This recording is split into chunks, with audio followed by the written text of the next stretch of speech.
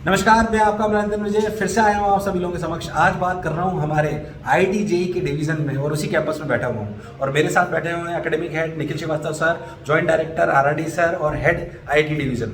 मैं किस विषय पर चर्चा करने वाला हूँ, बहुत ज्वलंत मुद्दा है क्योंकि हमारे भी 12वीं के बच्चे जिनका रिजल्ट बहुत सुंदर आया है, बहुत सारे बच्चे जो ड्रॉप लेने आ रहे हैं वो भी हमसे लगातार पूछ रहे हैं कि सर क्या ये 75% का क्राइटेरिया, क्योंकि कई बच्चों की परसेंटेज 75 से कम आई है, तो सर क्या 75% का क्राइटेरिया हमारे लिए बाध्यता रहेगा 2023 में आईआईटी जेईई देने में, क्योंकि 75% का क्राइटेरिया रहता है। तो मैं हम लोगों की राय आपको दे रहा हूं। हालांकि वीडियो की शुरुआत में आपको बता दूं कि एनटीए ने यानी कि अभी भी ऑफिशियल वेबसाइट पे कोई इसका डिस्क्लेमर नहीं है, पर लॉजिकली इतने वर्षों के अनुभव के साथ क्या जेईई करती हुई आई है, इस पर हम तीनों अपनी अपनी राय रख रहे हैं और एक कंक्लूजन के सामने आपके साथ आए हैं। पर फिर भी ये बात सच्चाई है कि हमारा इस चीज़ में हमारे भगवान एनटीए ही हैं और जो कंडक्ट करने वाली एजेंसीज हैं वो ही हैं, पर फिर भी लॉजिकली जो बात सही है वो हम आपको बताने आए हैं। मैं पहले चाहता हूं कि आरडी सर बताएं कि सर ऐसा होगा 75%।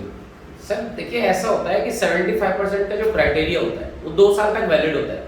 जब बच्चा 12th का एग्जाम देता है तब, और सेम क्राइटेरिया जो उसके अगर 75% है तो अगले साल भी कंटिन्यू होती है। सपोज इस साल बच्चे ने 2022 में 12th पास किया और एनटीए ने बोला कि आप एलिजिबल हो, यानी आपके लिए 75% की बाध्यता नहीं है। तो अगर बच्चा इस साल जेईई मेन का एग्जाम दे रहा है, आईआईटी एडवांस का एग्जाम दे रहा है, तो जब वो रिपीट करेगा, यानी कि आईआईटी जेईई 2023 के लिए जब वो रिपीट करेगा, तो ये 75% की जो लिमिटेशन है ये उसके लिए लगा ही नहीं सकता एनटीए, बिकॉज ये क्राइटेरिया 2 साल के लिए होता है। अगर उसने एग्जाम इस बार दे लिया तो अगली बार थोड़ी ना इंप्रूवमेंट देगा, अगले साल इंप्रूवमेंट क्यों देगा?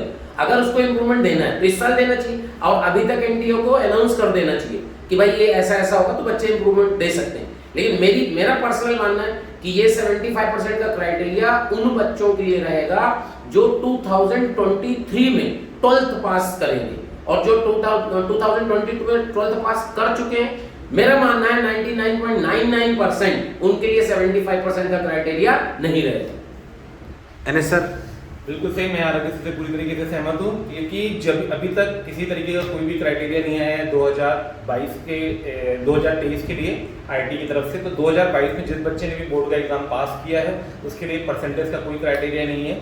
और अगर ऐसा कोई भी rule applicable in short time में एनटीए करता है तो डेफिनेटली हमें लगता है कि उसके लिए हम कोर्ट के पास जा सकते हैं स्टे लेने के लिए। तो इसके लिए भी तैयार रह सकते हैं हम लोग हर तरीके से, क्योंकि कोई भी बच्चा किसी भी तरीके से नुकसान में नहीं रहेगा बोर्ड के एनटीए की वजह से शॉर्ट टर्म में। मेरे हिसाब से मैं इस बात को कंक्लूड करता हूँ, क्योंकि जो बात हमने भी बोली है हम तीनों इस बात से सहमत हैं, हम सब लोग अनुभव रखते हैं। जो 3 लोगों के सामने की बातें आप सुन रहे हैं, इनको कम से कम आप मान के चलिए आईआईटी जेईई बच्चों को पढ़ाने का कुल मिला के इस कमरे में 60 वर्षों से भी ज़्यादा का अनुभव है। मैं फिर से एक बार आरडी सर एनएस सर की बात को रिपीट करता हूँ कि हमारा व्यक्तिगत रूप से मोशन के प्लेटफॉर्म का ये मानना है कि 2022 वाले बच्चे जिन्होंने बोर्ड दिया है उनके लिए 75% का क्राइटेरिया वैलिड नहीं होगा, क्योंकि जैसा कि सर ने बोला कि जिन्होंने पिछले साल एग्जाम दिया था उन पर वैलिड नहीं था और वो इस साल ड्रॉप लेते हैं तो दोबारा अपने एग्जाम को नहीं देंगे, लॉजिकल है। तो इस साल वालों ने जिन्होंने दिया है उनके लिए भी वो क्राइटेरिया वैलिड नहीं होगा। पर मेरा ऐसा मानना है कि जो बच्चे अब 2023 में 12th का एग्जाम देंगे वो ये मान के चलें कि एक ऑलमोस्ट 100% ये बात तय होगी कि 2024 में ये 75% का क्राइटेरिया आ जाएगा। तो 2023 में देने वाले बच्चे जो एग्जाम देने वाले हैं वो 75% को दिमाग में रख के ही बोर्ड की तैयारी करें। पर मेरे हिसाब से इस साल जिनकी कम आई है, डरिए मत, घबराइए मत, तैयारी में लगे रहिए। शायद कोई 1% चांस है कि ये क्राइटेरिया आ जाए, 99% चांसेस हैं कि ये क्राइटेरिया इस साल नहीं रहेगा, और 1% भी आ गया तो हमारे पास सबके पास कोर्ट में जाने का एक वैलिड रीजन है जो उन्हें मानना पड़ेगा। तो अपनी तैयारी में जुटे रहिए, लगातार काम करते रहिए। मैं आरडी सर से पूछना चाहूंगा, क्या हमारा सर कोई 13 के बैच? जी सर, 13 के बैच अभी हम लोग का एक तो 27 को आ रहा है और उसके बाद 3 अगस्त को आ रहा है। तो 13 एक्चुअली में क्या हुआ कि जो जेईई मेन की डेट है ना वो पोस्टपोन हो गई, थोड़ा सा एक्सटेंड हो गई। तो उसके चक्कर में मैंने मेन जो बैच किया है वो 27 की जगह 3 अगस्त को मेन बैच कर दिया। 3 अगस्त को जी जी सर, चालू हो रहा है। अगर आपने तैयारी नहीं करी है तो जरूर करिए।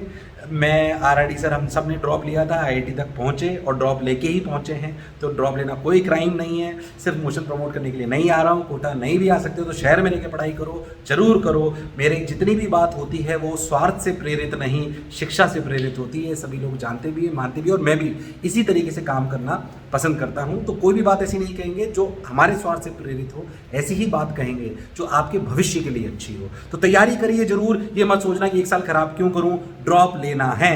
हाँ, अगर आप मोशन परिवार कोटा के साथ जुड़ते हैं तो व्यक्तिगत रूप से आपको विश्वास दिलाता हूं कि हम आपकी बेस्ट तैयारी कराएंगे। बेस्ट परसेंटेज सिलेक्शन वैसे भी हम देते ही हैं, अगले साल इसे और बेहतर करेंगे। हमारे साथ प्रेम बनाए रखने के लिए बहुत बहुत धन्यवाद। Thank you.